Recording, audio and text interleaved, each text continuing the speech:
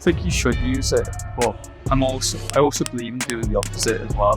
When people are using it and it becomes mass usage, I think there's going to be an advantage of not using it, and just kind of alludes that copywriting, very structured, people become lazy and just get AI to write the copy, and the better copywriters, they haven't showed that like the creative neurons were like massively died down with the AI group. And have you kind of seen much of that firsthand at all? Like, what's your stance on using AI versus not using it? Copywriters who don't use AI to write their copy but enhance it, I think they're going to have the edge. But yeah, I do think there's a real risk that actually, firstly, it makes you write in an AI voice, it's not great. And then I've seen so many people who are classed as experts, thought leaders, that kind of thing, posting something. I just think that's not you, that's AI. And for me, it's as useful as it is, it can be a huge credibility builder if you're being lazy with it. The way I kind of see it is it's a lot like fast food. People who are using it, it's McDonald's, it's cheap, it's fast, it's efficient, it comes out in factory form. And if you want like something of value, you're spending a bit more, you're going to wait a little bit more, but the experience is going to be nicer, and you're going to get true value for your money. So it's the ability to take your individual unique skill set and also find like another unique skill set and just stack them together. When your talents stack, you become more valuable, and when you're more valuable, you're harder to replace.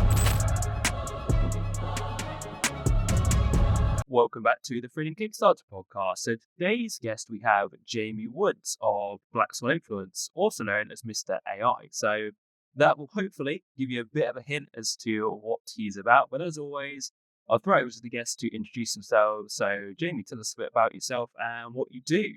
Yes, thanks. So as you said, I'm founder of Black Swan Influence. Primarily, it started off in direct response marketing, but many business people do pivoted over the years into AI, and that's really just because being pissed off with some clients who just terrible at getting results for themselves, and I'm looking to remove them from the process. So AI is where I naturally found that solution. Like it, cool. It's definitely some cool stuff to delve into with the backstory. But I wanted to start by basically asking: I'm a business owner or a copywriter. Everyone's talking about AI. Why should I care about it? AI is everywhere right now. You can sell many products just by saying AI is in it. Doesn't effectively mean that it's good or it's going to work. But for the layman, it's going to help you reduce costs in some way, and it's going to help you make money if you're using it correct. And my job really over the past year, 2 years, has been explaining to businesses how we do that. Some businesses, when we implement AI, it does mean that they reduce their staff, which can be good. So for a business looking at AI, it's either going to help you reduce costs or increase profit. One or two ways. Either that means that you require less staff or less outsourced services to get the same type of result that you're after. Or another case is it will help you be more efficient. That's typically the two areas right now where AI is helping businesses and marketers.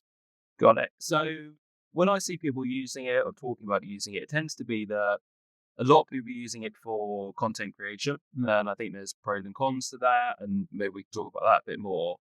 But certainly in my world, so to speak, that's the main thing. Maybe people are using it for things like customer service, for things like research. But what are the other areas that we might be able to use it for, whether it's, again, business owner or as a copywriter? So really, it can be used basically in absolutely every industries that you don't even think about, and in job roles that you don't even think about. Where people are getting the most benefit out of it is in getting AI to make sales. I think that's the most interesting part. If you're looking to hire a salesperson, they always differ. They always go off target, go off their structure. But if you're able to train an AI on one specific structure, your structure, it will always follow that for you. So that's like a really interesting part. AI video creation right now used to cost big budgets to create really interesting videos which would grab people's attention when you're creating ads. It's about £100, £200 now with the right prompts. So there's a lot many different industries and ways of using it right now to help, you as a business owner produce more sales, or as you as the marketer to help your client produce more sales.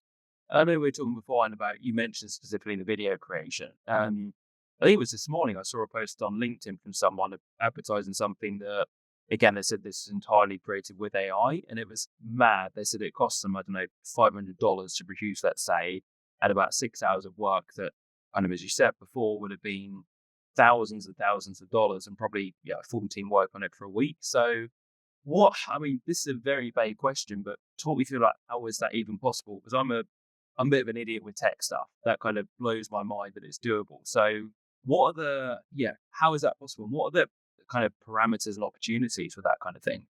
So it's very possible. There's a video model which is being released recently called Google Veo 3.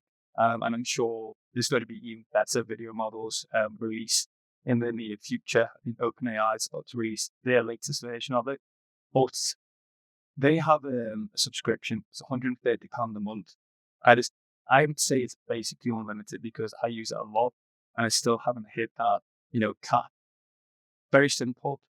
You add in a prompt, or you can even go to ChatGPT and say, "Hey, help me prompt Google Veo 3. This is what I'm looking to create," and it will produce a number of videos for you. Sometimes you get it perfect the first time, sometimes you don't. All it is then just sequencing those videos together in some basic video editing software.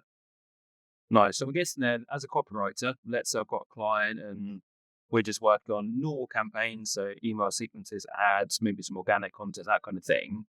I'm guessing you would say perhaps that an opportunity for me to get myself, better in with that client, to earn them more money, to earn me more money, might be then to sort of train myself up in this, and then perhaps start offering that as a service for ads, for even organic content. Is that kind of where the opportunity would be for a quote unquote traditional copywriter?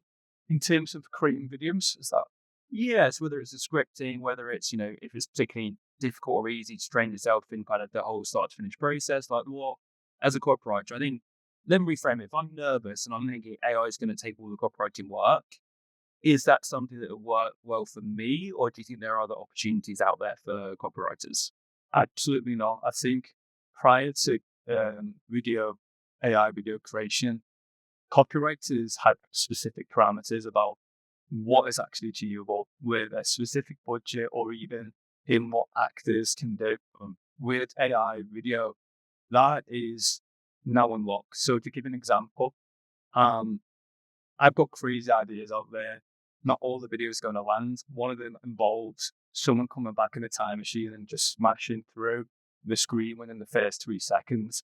So that's a big idea which you hadn't been able to create before, but you now can. And we all know how important it is to compete for those first 3 seconds. So you're able to create big, lavish, like ideas which grab people's attention. That's where the real opportunity is that, you know, it's unlimited in what you can create and what you can show.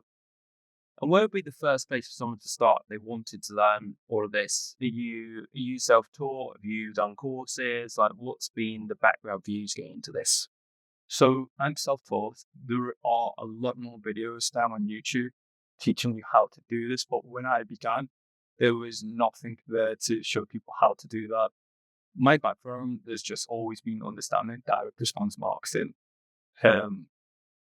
I would always say technology changes, people don't. How people buy doesn't change.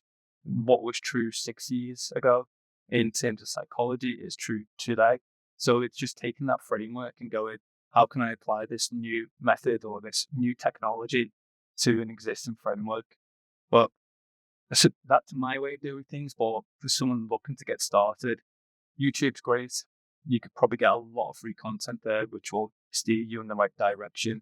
And then obviously just testing. I think that's key. You mentioned about having that underlying understanding of what goes into good marketing and principles, how people tick. And that's kind of the one thing I see, certainly from a sort of a written content point of view, is that a lot of people are going essentially like, hey, ChatGPT, write me a post about so and so. And they're thinking that their post is amazing. I look at it with that direct response background and go, actually, how you address the market is off, like the unique mechanism has been done before. There's nothing really unique about the pain points, all that kind of thing. So in terms of having a background and that kind of thing, agree entirely that, yeah, you need to have that fundamental understanding before you kind of go down the rabbit hole with all this stuff. Otherwise, you kind of just end up becoming very skilled in something that you're going to get limited results from, and probably a year down the line, you'll be on to the next new thing. And I know your background is actually a bit more direct response as well, right? Mm, yeah. So, what was your, yeah, how did you start out in business, really? So I started out in business, doing Upwork, got a few gigs there. And then I eventually got one main client. He's a guy called Rudy Moore. So he's big over in the States. He partnered with Tyler at some point. And it was him who actually encouraged me, not intentionally, to pivot out of like copywriting into Facebook ads and pay per lead. But you mentioned something about like copywriting and using AI to generate like posts. I think everyone has it wrong. Been quite a few studies recently with people who've used AI, and it's showing that the way that these things become lazier. Yeah, that was I saw the one out of MIT, I think, that tended like people who use solely AI versus people, was it they're allowed to use Google, and then the last group had to do everything on their own or something? Was that the one? And yeah, they actually showed that like the creative neurons were like massively died down with the AI group. And yeah, it's, I mean, if you kind of see much of that firsthand at all, like what's your stance on using AI versus, yeah, not using it? Think you should use it, but I'm also I also believe in doing the opposite as well. And when people are using it and it becomes max usage, I think there's going to be an advantage of not using it, and it just kind of alludes that copywriting, very structured.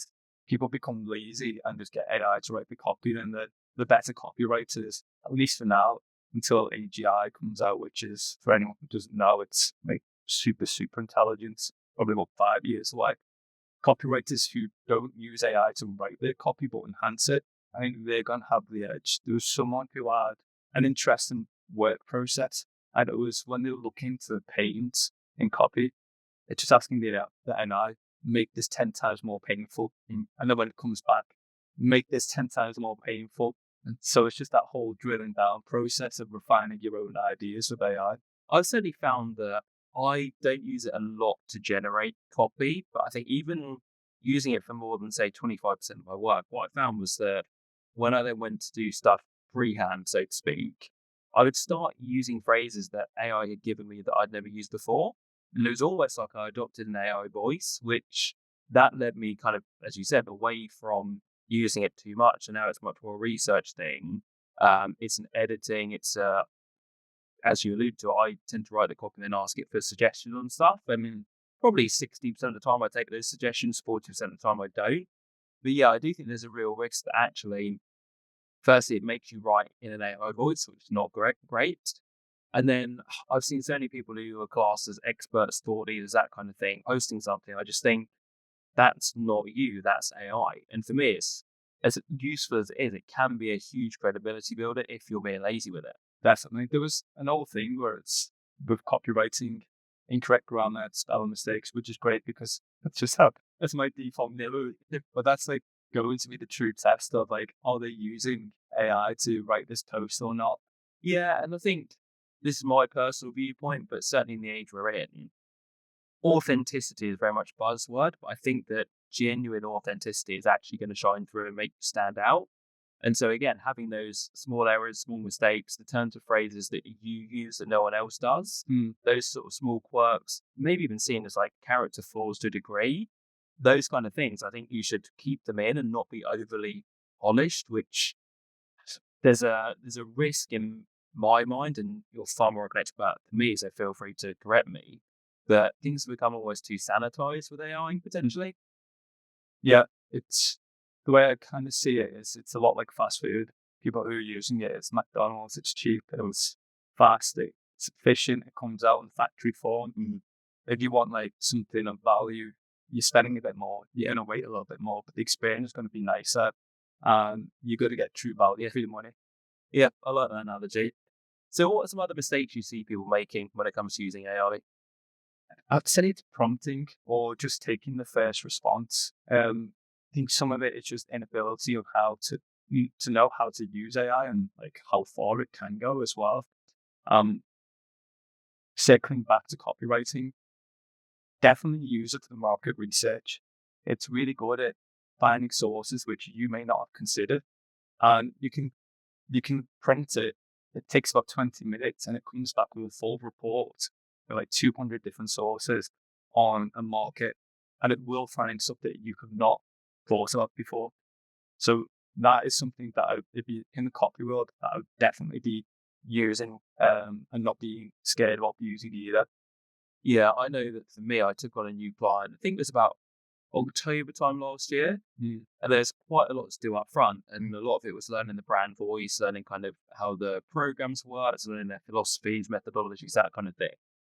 And I still did what I'd normally do. So I listened to the founder on some podcasts. I'd already read one of his books, but what I found was super useful is I got transcripts of his last 4 or 5 webinars. I pulled his last sort of 10 emails or so, 10 LinkedIn posts, uploaded the PDF copies of his last few books to AI, and just did as you said.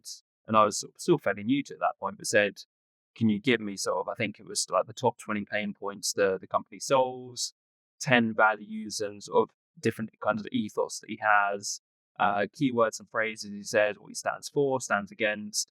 And this report was mad. And doing all of that probably took me maybe 2 hours.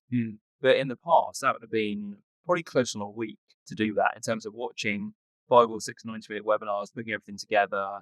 And it just allowed me to, I mean, I had to put some trust in the AI, obviously, but it allowed me to go, okay, actually, I can bypass that first week of research and just get straight down to the work, which was, yeah, for the volume of what I needed doing, I was very, very grateful at the time. Yeah, no, it definitely saves a ton of time. There's one thing though I would warn people about, and it wants to please you. So it always wants to say yes. Can you do this? Yes. Or like, can I do this? Yes. So there's people who, for example, they have issues in work, and they might have an issue with HR, and they will feel with a lot of conviction that they are right because the AI has told them that they are right. But if they were to validate the sources where the AI has said, yeah, because of this source here, you would find that the AI often makes up those sources just to please you. Yeah, I definitely heard that and experienced a bit as well. So I think it was after hearing similar to what you said, I tried sending them an email and said, here's an email for so and so. Can you give me any feedback? And its points were basically, yes, you've done an awesome job, and have a biscuit, it's wonderful. And then I thought, you know, I'm going to push a bit further. So I said, can you give, or something like, I want you to imagine you're the world's strictest copy chief. Give me 5 things that need to be improved. And it did it. And I was like, actually, 2 of those 5 things are definitely on the money and they should be better. But as you said, not accepting that first response and also recognizing itself to give you an answer you want. Yeah, I think we need to be careful. We need to not, not kind of accept praise too readily, I suppose. Yeah, well, you've got the solution there. That was precisely what I was going to say is now that you know it's got a bias to want to please you, you've got to ask for the positive and ask for the negative. And because it wants to please you, it will definitely give you the negatives. So just make your own mind up on both of those reports. Gotcha. Are there any different types of AI that are better than others? I mean, that's probably going to depend on what I'm doing with it, whether it's image creation, video creation, research. But have you got like a go-to list of what's best for which tasks? Yeah, so for copy, Claude just, it shits all over like anything. ChatGPT is good at times. Double dashes are a bit annoying, but Claude just, I don't know why. I don't know why it's better, but it inherently writes things better. It writes better copy, more persuasive copy. You can give it examples of other people's copy and your own research. I can definitely give you a good outline. So it gets you close to where you need to be faster. Gotcha. And then in terms of image and video, is there any particular ones that you recommend? So right now there's OpenAI's image creation is really good. I've got an interesting automation where I can give it a competitor's Facebook advert and it will create 100 different versions of that around my brand with perfect text. So OpenAI is perfect for that. Google's the best for video generation. Claude's the best for writing. Claude's also the best for coding currently. Honestly, got it. Cool. And in terms of then subscription, so if I want to get really good at this, what am I looking at cost-wise potentially on a monthly basis? So there's two ways of like costing AI. There's obviously the main subscriptions, which are ChatGPT and Claude. They're about $20 a month. But then it's if you're using it per API, and API, just think of that as like per usage. So you don't pay up front, you pay as you go. It's nominal. So for some of my campaigns where I'm running it to clients, we're looking at maybe it's costing me £10 a month and we're talking very big campaign. Yeah. Nice. So you mentioned clients. Talk us through what kind of work you do for clients then. So you go in someone's business, they say, let's keep it pretty vague. We want to make more sales. What kind of things might you look at? What might you do for them? So when most people want to create more sales, the way that they think is we need more leads. And our first point of call is to ask them, well, how many leads have you got which are unconverted? And they'll tell us hundreds, thousands. Most businesses convert around 8% of leads into a sale. So they're generating 100 leads a month. There's 92 leads there which are unconverted. So what we do is we say, give us those 92 leads. We'll get AI to reach out to them on text, WhatsApp, and if they, respond, we then qualify them and send them back to the exact same company. And that costs it's pennies to do compared to, talking tens, hundreds of dollars, pounds to, generate that original interest. And I guess it's that classic tale where, as you said, people think more leads is always a solution. And most people, I think, don't see they've got a sales problem. Maybe they see it as a leads problem. What kind of results do you expect then if you've got, say, those 92% aren't converting roughly? And again, I'm sure there are huge caveats to this, but what would you expect to see in terms of how many of those then convert? So it's about 8 to 50% turn into a bulk phone call, and then it falls back to their original in-house sales conversions, which are 8 to 10%. So it's a percentage of a percentage. Yeah. But still, I guess if it's a high ticket product or service, then that's a pretty big boost to the bottom line for zero extra spend on front end traffic, I suppose. Massively. There's so many reasons people don't buy, right? Wrong time, don't have the catch then and there, but they might have paid out. They just forgot about it, but the pain's still there. Yep. And in terms of businesses you work with, are there particular types that you tend to target? So as you said, it works really well with people who have a high-end product. We have done it in lead gen, affiliate products, and e-commerce. So basically the main three industries right now, this is working good. Most of my clients are in the lead gen space. So we're thinking solicitors because they're in what we call the money to nothing. People have a claim, it's usually worth thousands of pounds. They're an easy sell. All they need to do is sign a piece of paper. Solicitor gets, £5,000 for a sign for a signature. They're happy to pay sometimes up to like £850 just for someone to, sign that piece of paper. Nice. And then in terms of getting those clients, I know we spoke briefly over the phone before this about kind of your approach to getting them. And I really like the simplicity of it. So what's your value proposition when you go in? It's very easy. It's one of the best offers. It gives you data, pay nothing up front, pay us on the back end when things convert. All of our trust goes into that. They hold the keys in it away. And because they're not paying up front for it, they're very much like excited to go, you're going to give me free sales. Yes, okay. When can we start? I think we start last year. Yeah, I guess it removes the risk. And how long roughly then? So let's say you take on a company that says solicitors, you go in, you get their data. What's the time scale from you going in and getting that to you've poured another 15 grand, 50 grand, 100 grand, whatever amount of sales it is for them? So it typically takes us about 2 weeks to get started. We've got everything systemized. Prompts work for basically every single sector. All you're doing with a prompt, and for those who don't know, a prompt is just a way that you can force an AI to act on your behalf. All you're doing when you're changing it to different sectors is just swapping out the questions. You can type and you can write, you can create a prompt. And then it's just all the tech set up. Usually the 2 weeks is they may have a different system that you're not familiar with. And I'm saying APIs, and that might scare a lot of people, but if anyone uses API, you can figure out how to use an API. That's usually the biggest hurdle, is just getting that part set up. Gotcha. And you kind of touched on your backstory a bit earlier, but I know that when we were talking, you mentioned quite a big marketing name who most people know who was a bit pivotal in the journey. So, what was that transition? So, talk to us a bit more about how you went from the direct response field to what you're doing now. Yeah, so I was I was kind of at a bit of a rock bottom place. I had taxes to pay, my own fault. I was being sued in a second business I had with another partner who wasn't. He's a nice guy, but he's not exactly a great businessman. And I put a lot of trust and a lot of time into that business. And I was running out of cash as well. Put a lot of emphasis in the second business. Forgot about my first business where there was a big tax liability. And to make matters worse, if you're in the lead gen space, this was around December, January time. So clients stopped paying because all businesses shut down for Christmas. So I needed to figure out something to make money. And I did have one client, and this client was about to leave as well.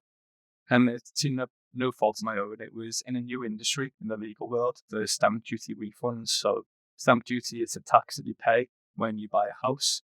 And we spent about 6 months researching this industry, getting the campaign ready, and providing leads to this client. And within the first 2 weeks, he said, "Lead's perfect. Very happy with it." A week later, they said, "We don't know how to actually determine whether whether these clients are owed a refund or not. They have to sue HMRC, so they're a bit scared about getting that incorrect, as you can imagine. Not wanting to lose this amount of money, because you can tell at that time point, I really needed it. ChatGPT had recently been released. I realized that you could feed it case law, which is a determination in court which shows whether someone is owed a refund or not, and get the AI to speak with leads about this. And the idea with that was to go back to the solicitor and say, "Hey, here's a little bit more confidence that this lead actually is due a refund." So that bought us another 4 months of the campaign. We have bills paid. But because of this process, we realized when I'm trying to save money, I'm scared, get money coming through, that when the leads are engaging with people over SMS, their call rate shot up, their show rate shot up. And it makes a bit of sense now, because it's all about building rapport with people. So from this, I needed money, and there was not much going on during the Christmas period. I released a video about this in a free Facebook group in Go High Levels community, if anyone's familiar with that group. And that caught the attention of Frank Kerr, where I was showing, hey, here's how we can get AI to respond to SMS messages. He got on a call with me, which was to circle back. Actually, I released it to try and make some money. I did a buy what you pay what you think it's worth. No one bought. Right. In 30 days, no one bought it. I forgot about it, and it was on day 30 that I got one payment, and it was from Frank Kerr, and I was like, I don't think it's him. And then checked my email, and we booked in an appointment in an hour's time. I was like, I was for the crafting myself. Showed up, and he basically paid me to develop it further. So I got a decent payday out of that. And after that was done, he kind of shelved it. So I was a little bit annoyed. I thought there's something more to it. And I took that idea to another content or course creator called Dan Wardrobe. And it's from there that all these clients have come on board that we've really developed and owning this over 2.5 years. And if anyone's wondering, I was able to pay my taxes. Yeah, that's gonna be the next question. Was our HMRC still chasing? But yeah, it's kind of like that would be all sorted. So you were very early on then, really, by the sounds of it, in terms of certainly ahead of mainstream adoption of AI as we know it now. Do you think at the time, was it one of those things you saw it and thought, I know that's going to work? Or did you feel like you were taking a bit of a punt on something? So it was a bit of a punt. I had two products at the time being. One of them was AI SMS, And one of them was having AI grade leads on our landing page. So that is someone enters in some information on our landing page and the provider is an AI response just to kind of use it as a different lead magnet, so to say. And I thought that one was going to take off more than the AI SMS. So at that point in time, I didn't know which one was going to work. But it makes sense now because when you get AI to reach out to people over text or whatever that means, it's building that rapport, it's making them trust the company more, it's getting them answers, and it's creating sales. Well, I guess it relies on that old principle that actually people have got objections. They want to feel seen, heard, understood. And actually, as much as I'm the kind of person who loves sitting behind a laptop and writing emails, writing sales pages, recording webinars, ultimately, there's only so much objectionality you can do with that. So actually integrating something that is more personal, and that I suppose one of the key things being doesn't sound like AI as well. I think that's something we could touch on actually in a minute, but that makes a lot of sense. Actually, that's a huge sort of takes away some risk, takes away some objections, and just makes more sales ultimately. So on that point, how do you make sure that people don't just go, "Well, this sounds like a robot"? Oh, we tell the AI to never admit it's AI. There's definitely easy as that then. Yeah. I mean, some people do ask, but it's not a lot. Most people, the general public, aren't as aware of AI as, me and you and your audience are. So your audience, they would probably see it and some would just go along with it because they enjoy it and they know that the AI has been trained to provide them the answers.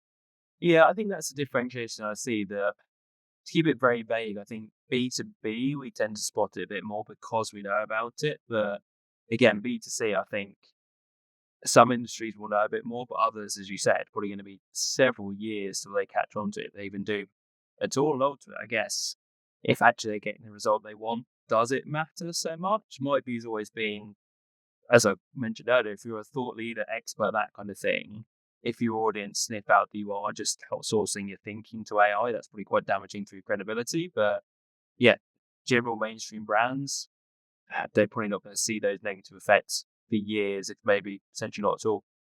Definitely. I think there's a lot of low level tasks which can be outsourced to AI, but when you think of the high level tasks where the money is made, don't outsource it at least just yet. Yeah. And I think, again, whenever we see something like this, it's kind of, it gives you an opportunity. So even if we are losing a portion of the market, it's like, this is a really bad example, but when we sort of got machinery in to do jobs and stuff, like you can now make a very good living as, I can't remember what the things called, like where you make those walls that haven't got cement in. The people around in old villages where they stack the bricks. Like that's now a highly specialist skill because very few people do it. You can charge a fortune. Like a mate of mine had to hire a chimney sweep the other day, so I couldn't believe how much they cost. Obviously, because sort of the market's moved on, but if you still do that at a high level, you can charge much more money because you're much more of a specialist. And I kind of almost see it like that, as in, if you do position yourself as someone who does things differently, goes the extra mile, whatever, if the rest of your market are really leveraging AI for certain things and you're still giving personal touch, actually, yes, you should be using AI for other bits, but that one thing could set you apart and help you stand out, I suppose. Definitely. So in terms of then where you think it's going, what do you think is kind of the next stage, like a year down the line, 5 years down the line, maybe even further than that? Everyone's worried about job losses and there will be job losses. One of our clients, so I won't name them, but they're very large in the debt space and we help them recover £750,000 worth of revenue for them.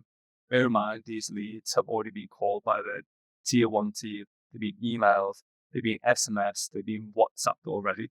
They were dead as dead when it comes to leads. Then typically what happens with these leads is they're then passed over to a contact center in South Africa to call them over a period of a year. Within the first 2 months of seeing the results we were getting with the AI, it was a 300-person team in South Africa. They let them go. They got rid of that contract because they just seen the efficiency and the cost savings of where AI was coming in. And so if your job is repeatable, then it is a little bit scary. That's one part of it. The other part is it is going to transform a lot of industries. There's going to be a lot more games coming out faster, a lot more films coming out by indie artists. So for the people who are like solo players, this is a great opportunity. Like agency one is something an idea I've always been playing around with, which is, can you run like a large company? There are people doing it, but as a solopreneur, as one person, just with a bunch of AI tools which help manage that client work. And I think that's where there's going to be a lot of benefit, being able to do more with less.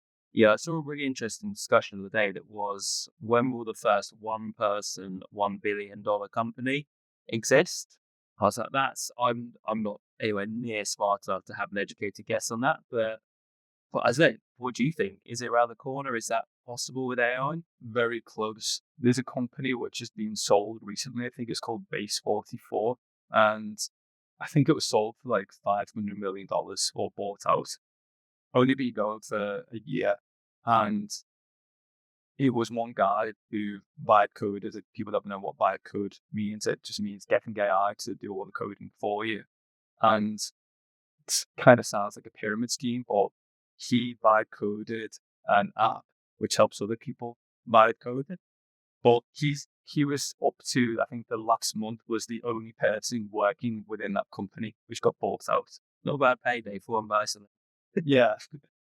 So if you're, again, a lot of people watching this will be copywriters, or maybe they're working in media buying, maybe they do content for people, that kind of thing. Obviously, a lot of people are kind of rushing around headless chicken syndrome, thinking, yeah, the sky is falling and I need to retrain. And what would be some practical things they could start to do? I wouldn't always say retrain, but I'd always say talent stack. So it's the ability to take your individual unique skill set and also find like another unique skill set and just stack them together. When you talent stack, you become more valuable. And when you're more valuable, you're harder to replace.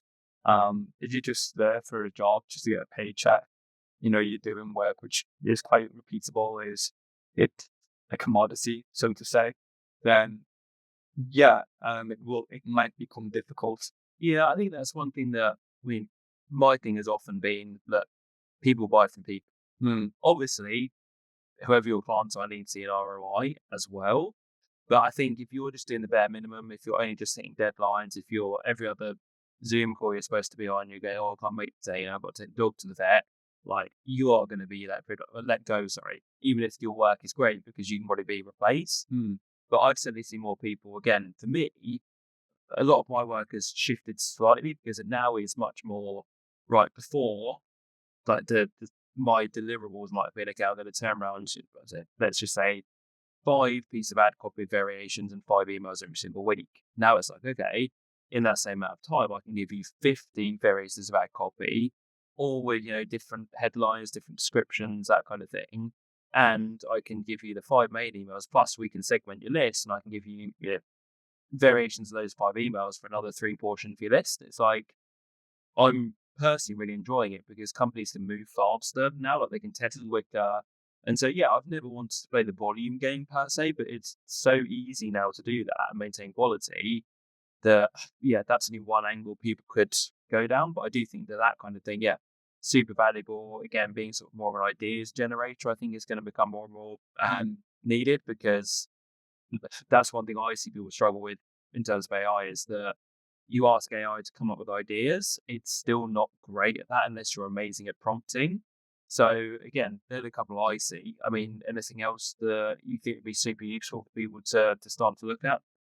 Start to look at, if they're looking to get better with like AI and just become more useful, they need to be the people who kind of steer from that change and spear front. I don't know whether that's a word, but We'll go there, like it. yeah, that's that change. Because and they need to be confident about it as well, because there's going to be a lot of unknowns. But by doing that, that is one way that you'll become valuable. It'll be a journey of learning how to use AI within your given field to make things more efficient. And in doing that, you inherently become valuable to your clients. As an example, I recently got a client who it was just straight pay per lead, so lead generation. Well, I've now started to incorporate AI into their business. And Sure, they could get leads from anyone, but because I'm now also providing AI, I became not just a lead generator. It wants to make me more of a partner because they're seeing that he's generating leads, he's helping to close the leads, he's reducing our costs, and they're giving me like a 7.5% um like commission on all sales. So not just being paid for the lead, but I'm being paid for the sale. And there was an exclusivity contract. So it is all about how can you add more value to your clients. Don't be scared and like gatekeeping it. Just be like, hey, here's how I can make you more efficient, or here's how I can make my team more efficient. And then that is literally the message. Be of value. How do you protect your IP and your assets with a client? Is there anything that you do, or do you just rely on the fact that you know it better than they do? So even if they had it themselves, they might not use it. Sure. It's a good question because everyone thinks that they can do what you do. And I'm sure you get that a lot as well. Just a bit. But we have prompts hidden from clients. We do hide some of the IP. A lot of the tech is commoditized now, so it's very easy to set up an AI agent. But there's also a lot of risk as well. Just having an AI agent just run autonomously throughout their business. Yeah. So we just help explain, look, you can do it by yourself. Go ahead. I'll see you in 6 months, which is the age-old thing. As well, what I also say to people is, if you were to go to eBay and try and buy the parts for a car, you and the mechanic could get a different outcome.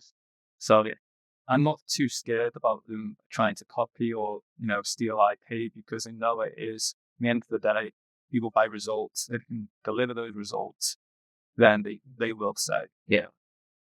Zooming out a bit, and maybe this is a bit of a sort of Terminator or Minority Report or style question, something like that. But from a wider societal standpoint, how would you see it shaping just people who have like quote unquote normal jobs and normal lives? What's the future like for them with AI?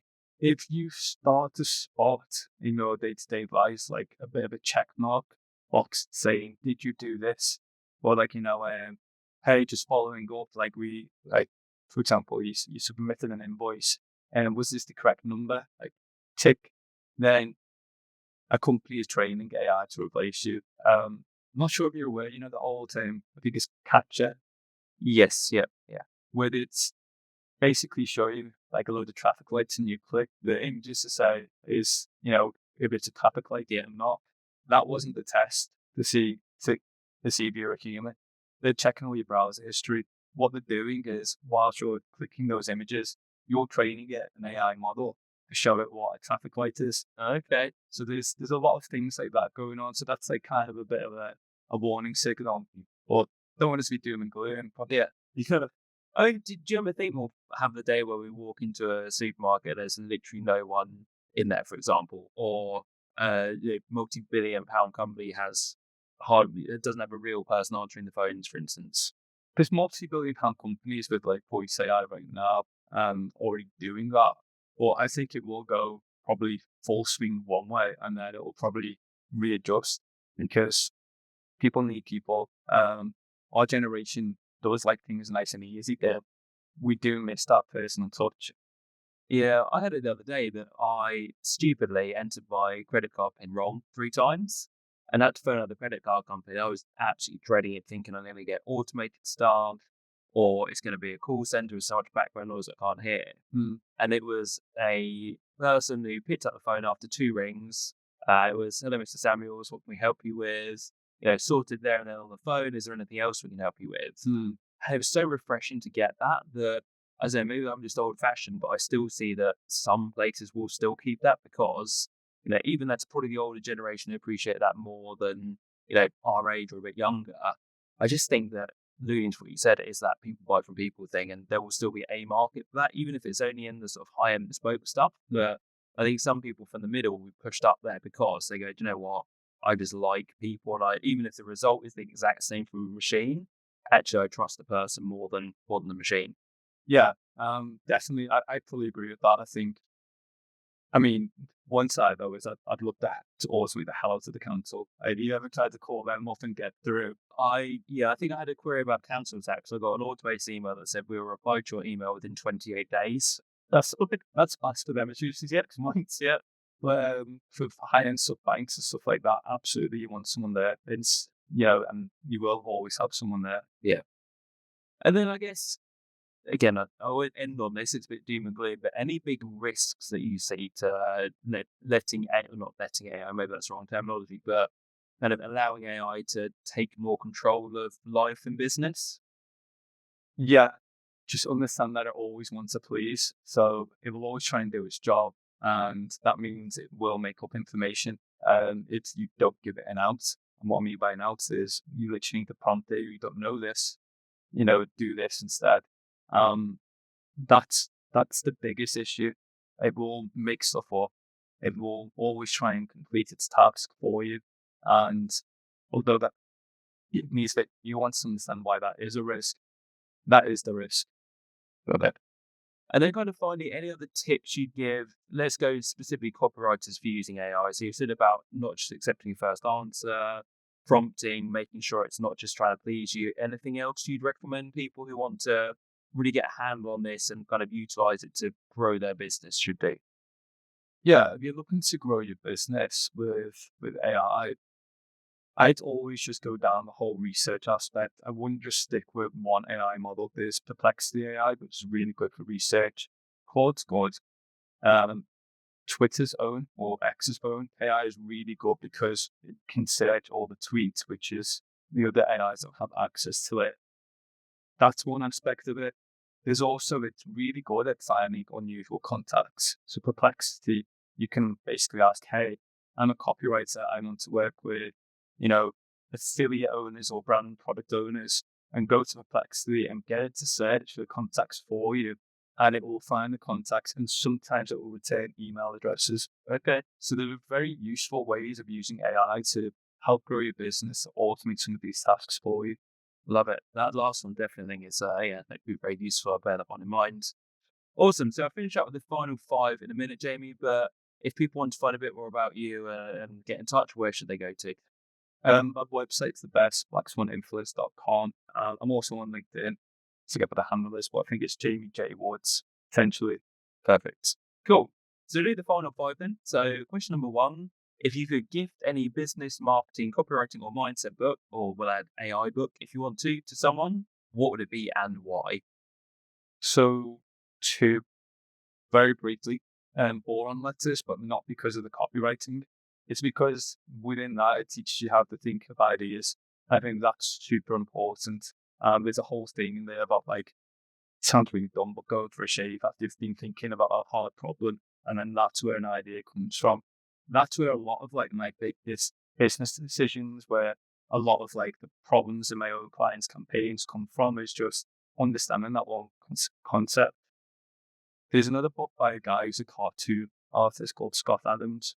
Um, Forget what it's called, but he talks about an idea of talent stacking, which I've spoken about earlier. I read this about 12 years ago, and I got that idea of just think about like three things that you're good at.